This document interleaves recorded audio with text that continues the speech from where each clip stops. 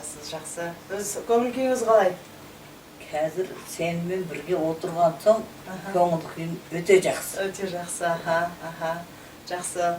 Енді осы ауылда туып өскенсіз ғой, осы кіші диханда? Осы ауылда туып өстім мен. Аха, кіші диханда. Өзімнің ауылым осы. Аха, осы. Ата-анаңыз осы жерде тұрған? Тұрған. Аха, содан туып өскенсіз. Немен айналыстыңыз? Мен 6 жасқа кіргенде әкем соғысқа кетті. Соғыстан 3 әкем, кіші әкелерім, өзімнің әкем соғыстан қайтқан жоқ. Өлді. Содан кейін мен 10 жасымнан тартып колхозға жұмыс істедім. Енді оқуға кетпен деген ауылда 8-ші классқа дейін оқитын оқу бар еді. Сонда шешем оқымасаң болмайды сен. Өзімнің кіші әкем Нәсіртін деген кіші әкем мені сен өте жақсы оқысаң, сен жақсы боласың деп соғысқа кетіп қалған. Сол кіші әкемнің сөзіменен оқимын деп 8-ші классқа дейін кетпенде оқыдым. Сондай жақсы оқып алсам, мына апам ауырып қалып, үйде ешкім жоқ қой, қарайтын, екенім бар. Ауырып қалған соң мен қайтып келдім. Қайтып келіп, сол 8-ші класстан кейін оқыған жоқпын. Оқымай, сол колхозда, етізді қанда жұмыс болса, о уақытта еш әркектер жоқ. Біз оқса кішік қызланы, барлық аялланы етізді салады дейді. Етіздің жұмыс сондай көп. Сонда сол кішкене тұрып, 10 жастан десем өтірік емес, тұлық таптық. Тұлық дегенне бұғдайын ezетін. Мен емес, бидайды ұнтақтайтын тұлық тептік. Тұлық деген диірмен емес пе? Диірмен емес пе? Жоқ, диірмен емес. Тұлық дейді аппенен. Сонда Мөрдін деген кісі біздің үйге қошын отырған. Ол сельсовет әкім болатын. Сол қорланғаннан кейін мені кетпенге барып 8-ші класстың қағазын алып келді. Барып 8-ші классқа шейін оқыған қағазымды алып келген соң мені осы колхоздың библиотекасына қойды істеуге. Енді жақсы өзім грамотный де, онда 8 оқығанменен сондай грамотный болаттығым. Сонда сол әкім мені сол жерге жұмысқа қойды. Содан 4 жыл сол жұмыста істеп жүрдім. Жүргеннен кейін бір Қасан деген балы келді де, оның жұмысы жоққа менің жұмысымды алып алды. Мен үндеген жоқпын да, тағы колхоз жұмысқа кіріп кеттім. Қараңыз, сол жылдары, мысалы, сіз 8-ші сынып бітіргеннен кейін енді жасыңыз шамамен 16-18-де шығар, жаңа кітапханаға тұрғандағы. Одан да үлкенсіз бе? Жоқ, одан үлкен емеспін. Сонда адамдар кітапханадан кітап алып оқитын бе сол кезде? Кәдімгідей кішкене балалардан тартып бәрі кітап алып оқитын. Қандай кітаптар оқиды сонда? Оның бәрі кітап бар ғой, енді қайсысын айтым ба, мен спискам бар. Олар, мысалы, көркем әдеби кітап алып оқи ма сонда? Жоқ, ана мектептің оқуы ма? Мектептің оқуында алып оқиды. Өздерінде кітап жоқ қой о уақытта. Соғысқа салып кетіп, кітап жоқ. Неге избирательдік уақытта библиотека. Соған келіп оқып, менен жаздырып алып кетіп, үйлеріне оқып болған соң қайтып алып келіп жүрді. Ол кезде, мысалы, сіз жаңа айтып отырсыз ғой, кіші әкем деп. Кіші әкем де қайтпады соғыстан бері. Кемеді. Кіші әкем деп отырғаныңыз сіздің әкеңіздің інісі. Қазір, мысалы, сол сөзді сіздің балаларыңыз, немерелеріңіз қолдана ма, кіші әкем деген сөзді? Жоқ, ешкім енді бар ғой, кіші әкелері қолданады бар. Жоқ, кіші әкем деп айта ма әкелерінің інісі? Әкелерінің інісін кіші әке дейді. Енді біздің кішкентай кезімізде бізде мынандай сөздер болатын. Кіші әкем деп сол әкеміздің інісін айтатынбыз. Кіші ата деген болатын. Кіші ата деген жаңағы атамыздың інісін кіші ата дейді. Бірақ қазір сол сөздерді я қолданбай, қолданса да аз қолданады деп ойлаймын. Бірақ ол сондай бір жақсы жылы сөз, Жылы сөз. Кіші ата, кіші аға, кіші... Менің әкемнің 3 інісі болатын. Сол бәрі кіші әкем. Бәрі соғыста өлді. Endi сол вақтан тартып жұмыс істеп колхозға осы тұрмысқа шыққанша жұмыс істеп. Қанша жасыңызда шықтыңыз тұрмысқа? 22 yaşımda жұмысқа шықтым. 23 тұрмысқа шықтым. 22 жаста ондай болғаны апам үйде екі інім бар, Әмірдің Ромин деген. Апам ауружан соларды бағамын деп тұрмысқа шықпай қойғанмын.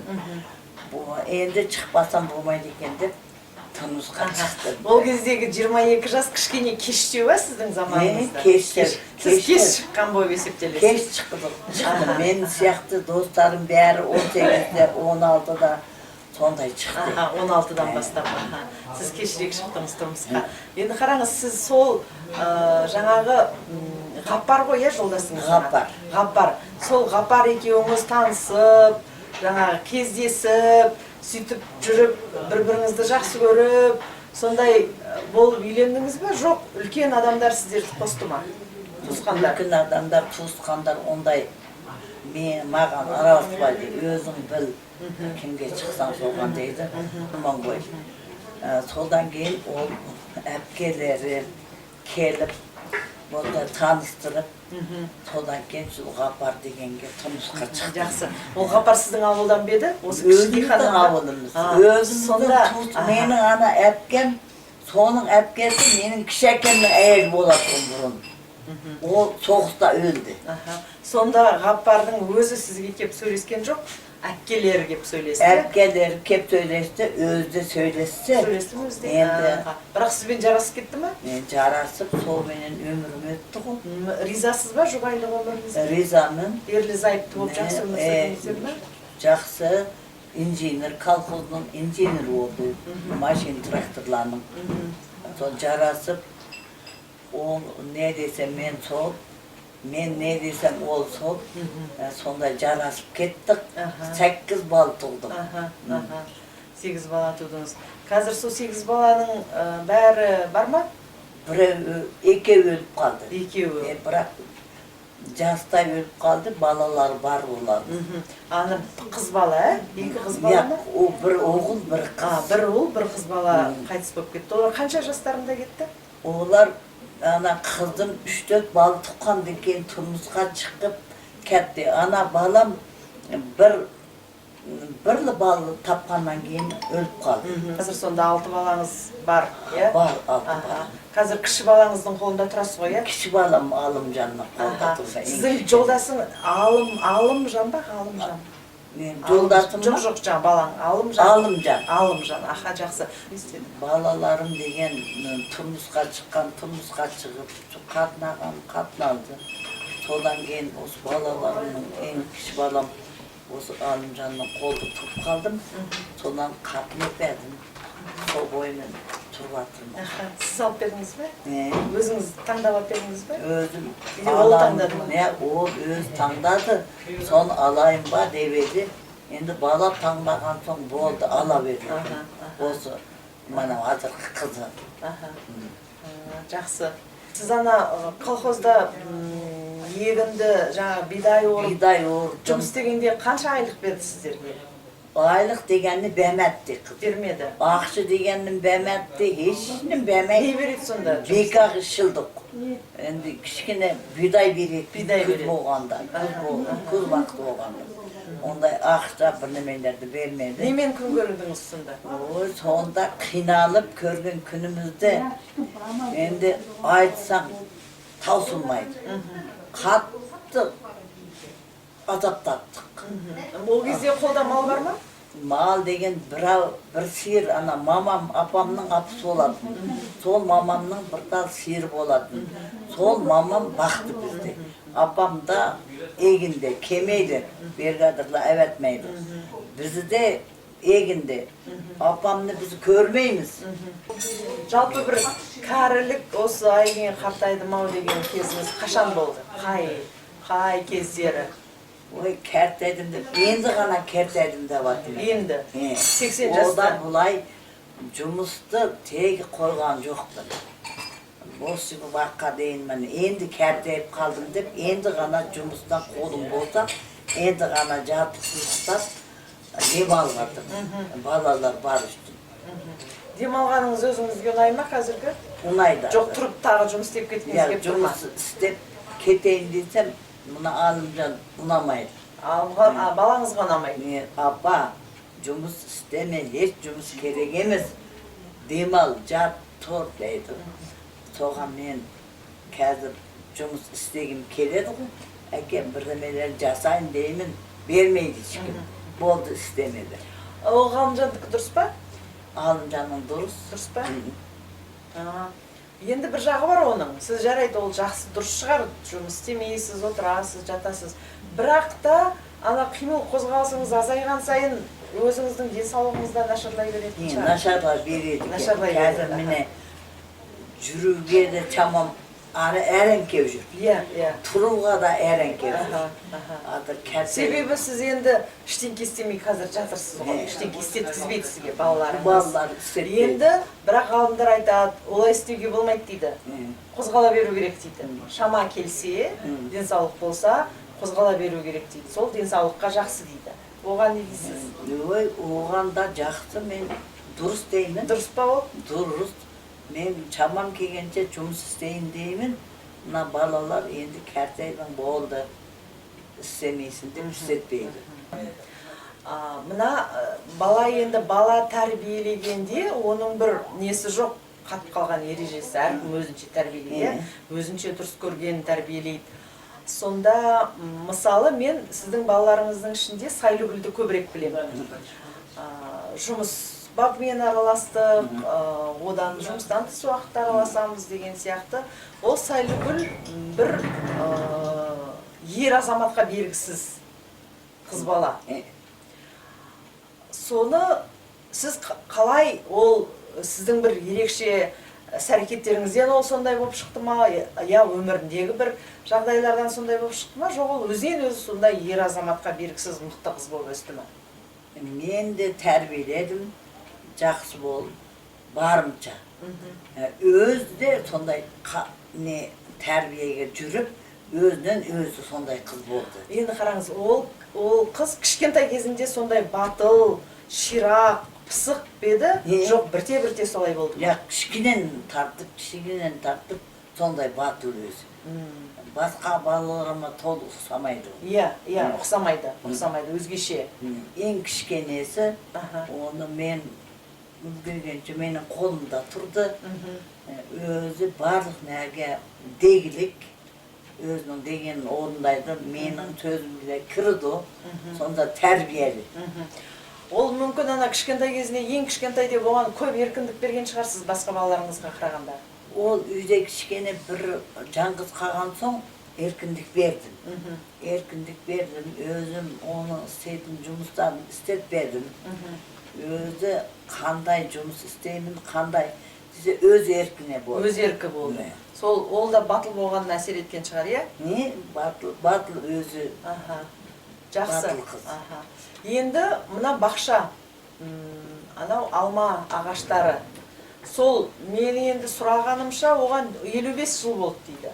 55 жылдан бері осылай жеміс беріп тұр ма, жоқ сіз ол ағаштарды өзгертіп жаңасын отырғыздыңыз ба? Ана не арғы бағындамды, бергіндем, өзіміздің бағындамды, өзім келіп, өзім тіктім.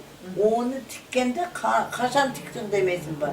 Мұна Алымжан туғаннан кейін өзім 14 күліп бабақ көтеріп келдім, бүжет тасты бір жаман жер еді. Тасты жер екен.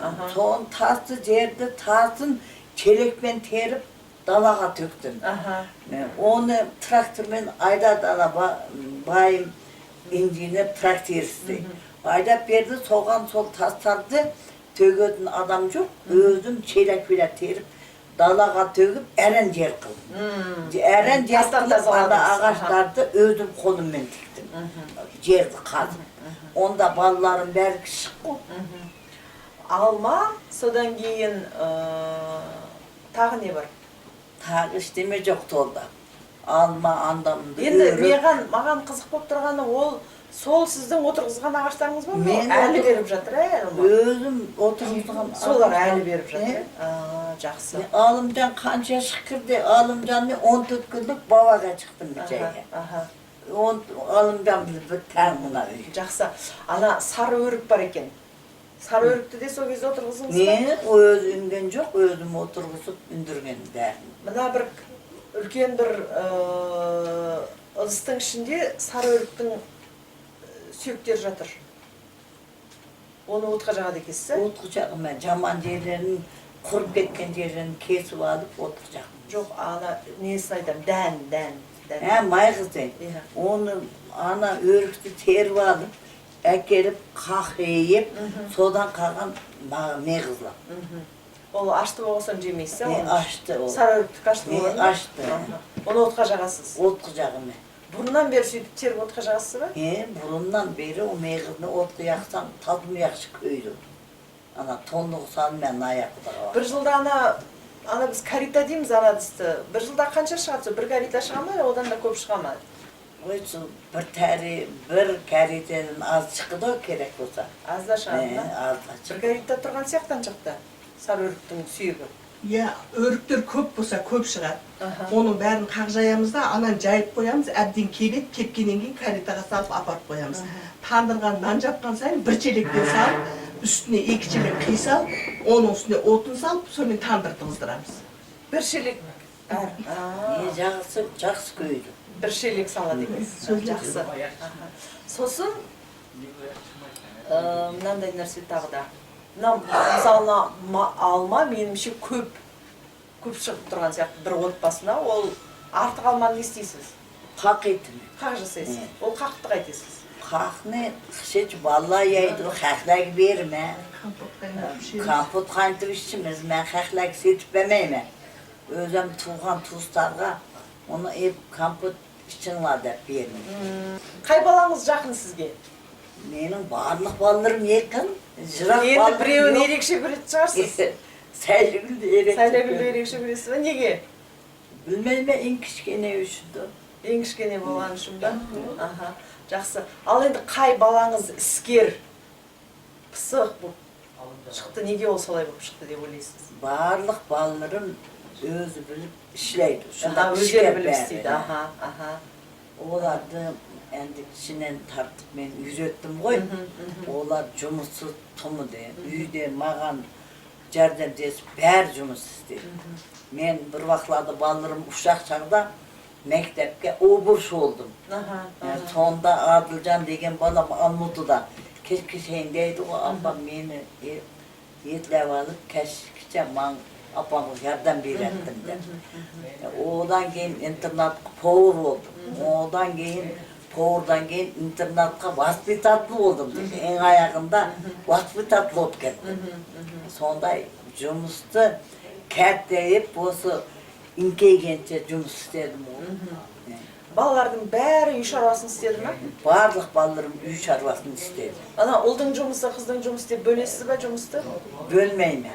Özleri apa biz ben işleydi boptu deyme. Burun özüm batır çağda hiç kim cumus istetmettim. Özüm de işlettim. Onlar hata işleydiler. Adı kərteyip ketken son onlar özleri bilip istеген cumusu ne boptu deyme. Siz олар қате істейді деп өзіңіз істейтінсіз, ә, бұрын бәрі? Burun. Өкініш. Endi ökünüş boğanda soğuş olup ekelerim ölüp gitti. Soğan ökünem. Өкініш, аха. Olar biz kiçkin çağdılı ölüp kaldık. Bu soğdan keyin japat atıp kettik. Olar bağılsa bizi japat atkızmattık.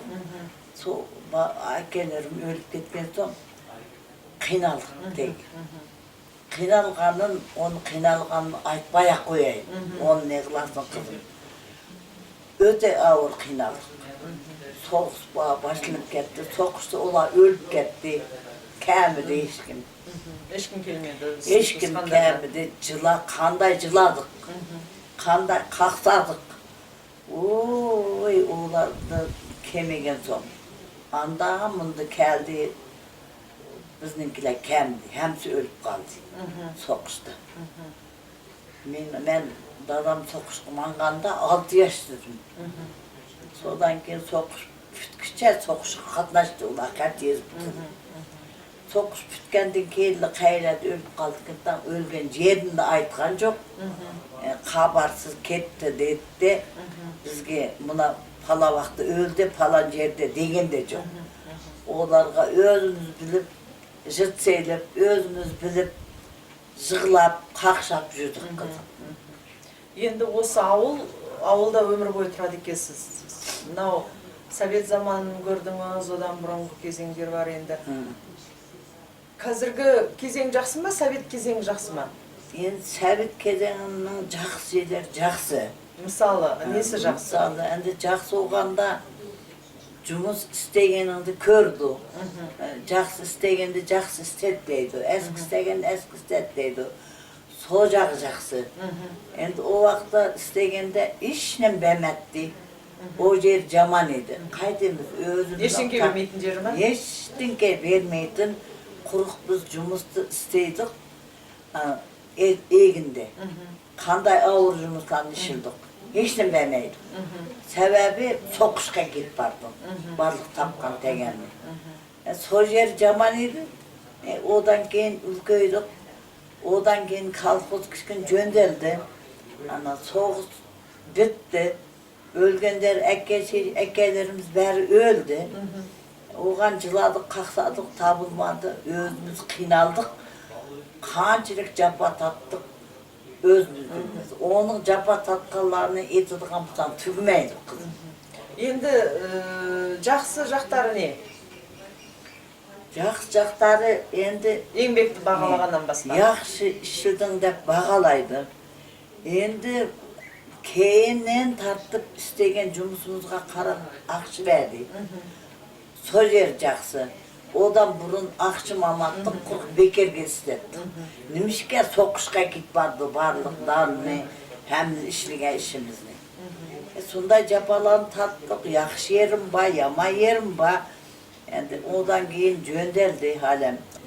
O arman degen toşup durdu kızım. Bol değil. Hem de muşu günümüzge şükür elhamdülillah. Vallahi aman olsun ağır kuslaktan. Teller taz olsun. Özleri bala çakılırıyla ömür sürsün. Neyini eğiz götürüp astın kömüp koysun sol. Sol kızım. Жақсы, рахмет сізге. Рахмет әңгімелескен. Рахмет, сағым рахмет қызым. Бұда біздің күндеріміз сұрасаң таусылмайтын. Мен бір кітап жазып жүретін. Өткен күндеген ауыр, жақсы күндерімге. Жоқ, жоғалтып қойдым. Жақсы, рахмет.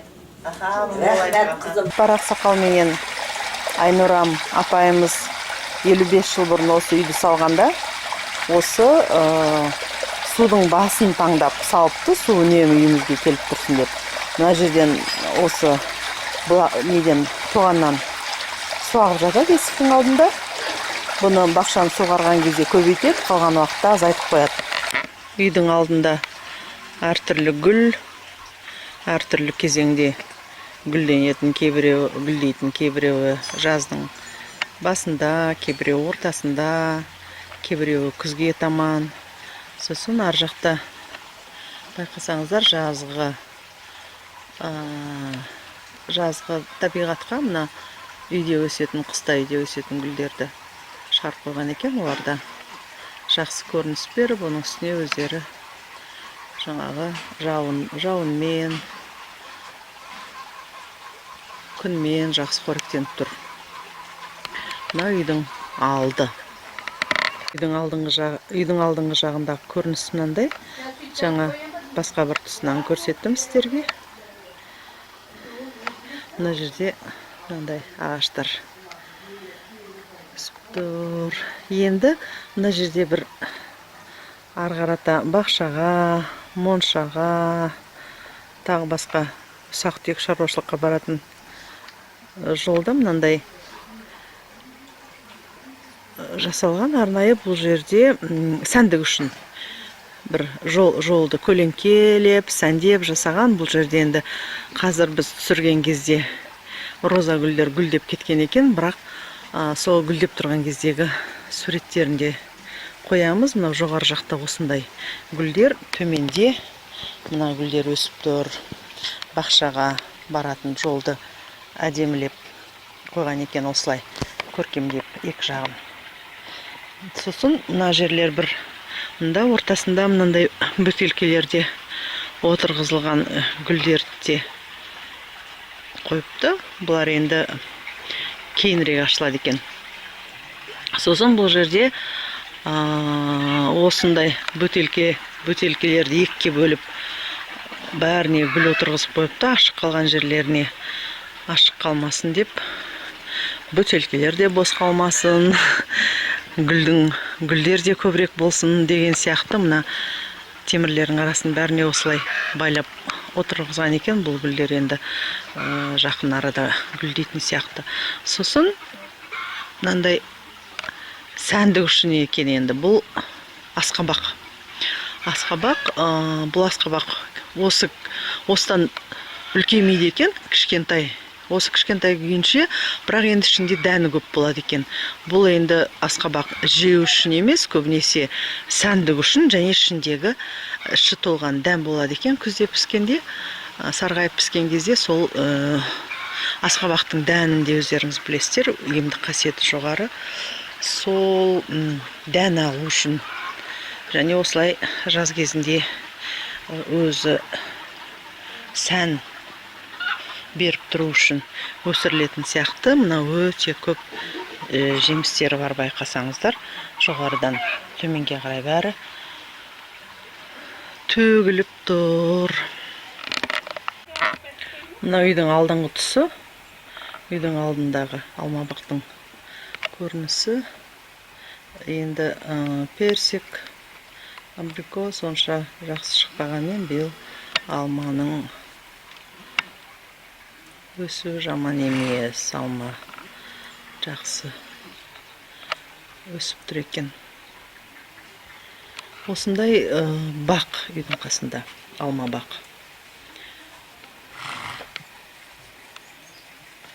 Іште құлын жайылып жүр. Өте әдемі алма бақ. Демалғанға да, және әрине пайдасы да бар. Жақта бақша. Енді өздері қолданатын капуста, помидор, қияр, картоп, жүгері сияқты отырғызылады екен. Мынау үйде ұстайтын бір сиыр, соның бұзауы күнделікті осы бақта жайылады. Бұл кісілер бір сиырды алып қалады екен қолға, күнделікті шайға, сүт қатуға. Қалған сиырларды жайлауға жібереді екен. Мынау пісіп жатқан алма. Мынау үйдің оң жақ тұсы. Бұл жерде енді шет жақтарында бақшаның гүлдері әртүрлі өсіп тұр. Содан кейін негізгі бұл жерде өсетін малина. Таңқурай дейміз, сол малина өсет. Бұл малинаның отырғызылғанына 30 жыл болған екен. Жыл сайын 60 литр малина осы жерден бұл кісілер алады екен. Қазір жақсы пісіп тұр. Күнделікті шетінен піскендерін жинап алып отыр.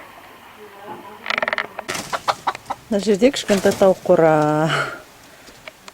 Әркім жұмыртқалары өзінен болу үшін енді ауылдың көпшілігіндегі адамдар осылай кішкентай тауық қора жасап өздеріне тауық ұстайды. Мынау жерде төселіп жатқан кішкентай кілемшелер ескірген, керексіз болып қалған, кіші болып қалған киімдерден Айнұрама апамның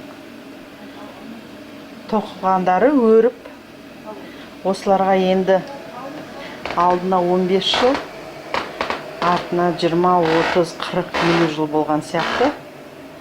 Жылына бір рет жуып қойып, төсеп осы жазғы үйде де, қыс үйде де шетінен төселіп жатыр. Бақшада кәдімгі сары өрік те өседі. Ол сары өріктің дәнін мынандай қылып жинап кептіреді екен. Сосын ол кепкен дән, бұл енді бұның дәні ашты болғандықтан оны қолданбайды. Бұны ет асқанда немесе осындай 2-3 сағат ұзақ қайнайтын тамақ жасағанда сол қазандыққа жағады. Себебі бұл өте ұзақ жанады екен. Сондықтан да осыны басында бір қайнатып алып осыны жағып салып қойсаңыз өзі 1-2 сағат жанып қайнап жатады. Мынау енді өзіміз білетін қи, ол да отқа жағылсын қолданады. Мен өзім ауылдық жерде өссем де, мына қазанға сүтті былай пісіргенді ешқашан көрмеппін. Мына жерде қарасаңыздар, қазанға су құйылған, оның үстіне ана табаққа сүт құйып, соны астына от жағып пісіріп жатыр. Бұл енді менің сұрағанымша неге бұлай? Себебі анау қазан түбінде сүттің көбісі қаспақ болып қалып қалмас үшін түбі күймей, сүт баппен әдемі піседі екен, осылай пісірсеңіздер. Мынау қолдан сауылған сиырдың сүті. Мынау қазандықтың астына отты қатты бір қайнабаға бір жағалаға соны қойып осылай сүтті әдемілеп пісіріп алады екен, қаймағы да жақсы түседі екен. Түбі де күймейді, сүтте қаспаққа кетіп ысырап болмай үнемді болады екен. Тандыр. Қазір тандырды жақсылап көреміз. Мынау 21 нан бір піскенде 21 нан пісіп шығатын тандыр екен.